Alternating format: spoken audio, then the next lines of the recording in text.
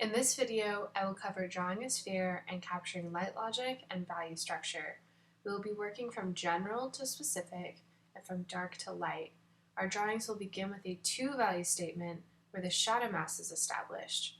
From there, we will work from the darkest end of the value scale gradually up into the light. For this, you need to know what shadows are the darkest and where various parts of the shadow and light fall on the value scale. Here is a labeled sphere. The darkest shadow in the picture plane is the occlusion shadow, where the sphere is touching down on the table. The sphere is blocking out light there, causing it to go so dark. Parts of the cast shadow also go quite dark.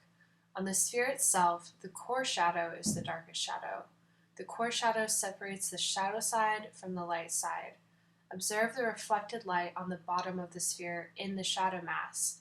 Light is raking over the sphere, hitting the tabletop and bouncing up into the shadow mass. The sphere has a gradual transition of values as you move into the light, ending with the highlight as the brightest part of the light.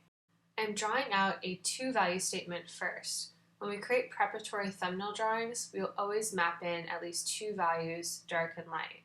The two-value statement also becomes the foundation for the full value statement.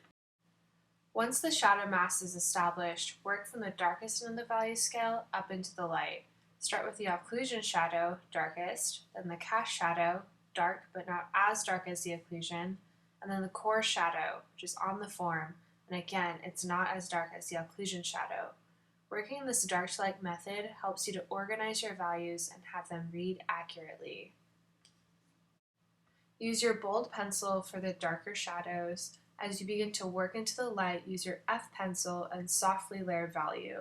Leave the highlight the white of the paper.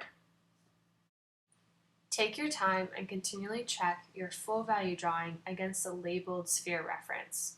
Can you distinctly see the parts of the shadow and light labeled on the sphere in your own drawing? If not, make adjustments. Squint at your drawing. The shadows should be clear.